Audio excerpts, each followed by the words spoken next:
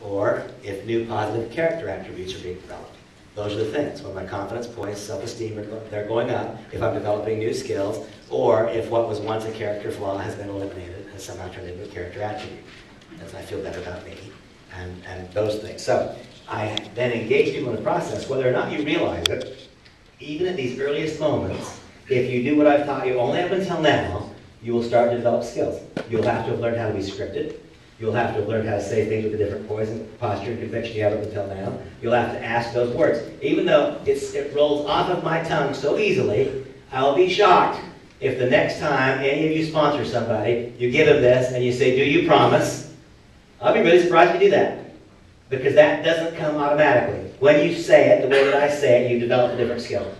Because that won't just happen automatically the first time. All these little things that I'm saying that seem so automatic, I promise you, that's because 20 years ago I started a process that has made it automatic. And the first time I said that, it wasn't easy for me. It was hard. And I didn't say it with all the same posture and conviction I've got today. Okay, so I'm going to engage in a process that will cause your confidence in you to go up at the same time. And whether or not you know it, as soon as you begin doing this, you are involved in that process. Now, and I'm going to come back over here to this bridge of belief again in a few minutes. Some of these steps you only take once. You only place one first order in Mana B. You only get on auto ship once, hopefully. But some of these steps you live in. I live in step 5. I live in it. Because I'm the same as all of you. If I'm not going this direction on the bridge, then I'm going this direction. There's no such thing as standing still. Either my confidence is getting better or it's getting worse. Either I'm improving or I'm getting worse. Either my network marketing muscles are getting stronger or they are becoming more atrophied. One or the other. And so I live in step 5. I live in step 5. All right, now next comes step 6. Step 6 is to create an initial candidate list. By the way, now we've just illustrated how Scott and Randy will do step 5. They'll give assignments to review these various materials just as I've done. That is how they give an assignment in step number 5. Now step number 6, we create an initial candidate list. Here we have one of the big reasons that it's not a larger percentage of people who succeed. When are most candidate lists created? When the person's brand new, isn't that right? Those of you who've been involved in the business for a year, tell me the truth. If you've been involved in the business for a year, when's the last time you actually sat down with a pen and paper and wrote down a list of names? Unless you just did it because of Reveal's introduction, you made a candidate list once, and you made it when you first started, right or wrong? Isn't that right? And so the vast majority of candidate lists are made at the very beginning, and it's at that very moment when you're least secure about the network marketing industry, about your own ability to succeed, and about money, right? And so most candidate lists are setting the stage for the outcome that is occurring. What needs to happen is something quite different. People, even though we hear all this negative commentary about the shape of a pyramid, the fact is that's a really, really, really strong structure. And baby's been standing in Egypt for 7,000 years. That's exactly the structure that we want to build. They get stronger and stronger and stronger the further away from you it gets, and you almost can't knock it down once it's been put in place correctly. That's not what most people build in our industry. The vast majority of people build something that looks like this instead. More and more and more people relying upon a very, very, very narrow pinnacle of leadership.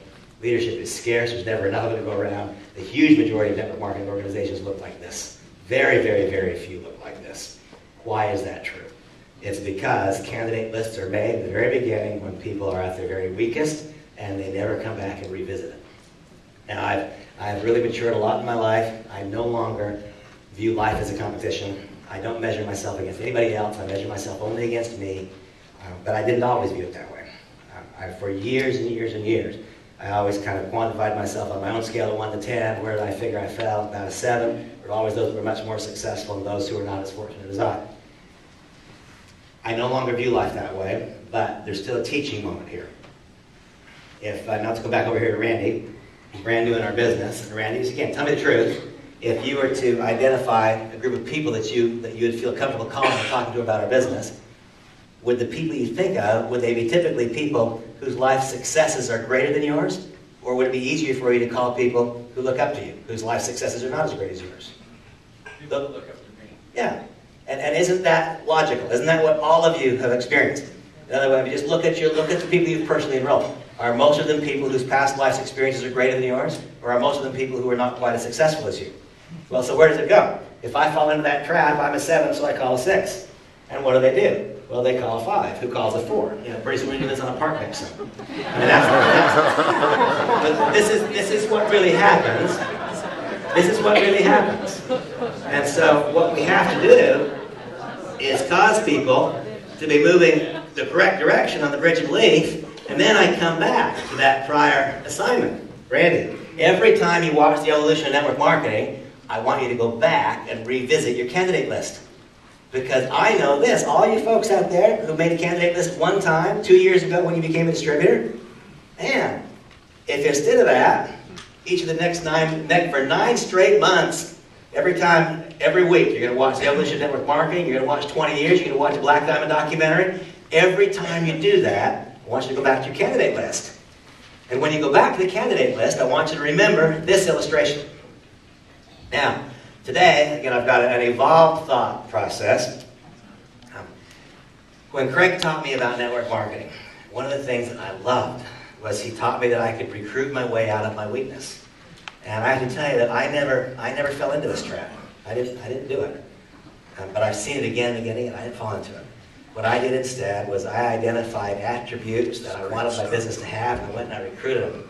You know, so many people sponsor people who need our business. That's what I hear over and over and over again. I mean, people go out there and they sponsor people who need our business.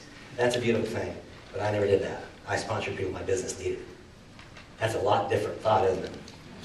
What was it? You sponsored? Instead of sponsoring people who needed my business, I sponsored people my business needed.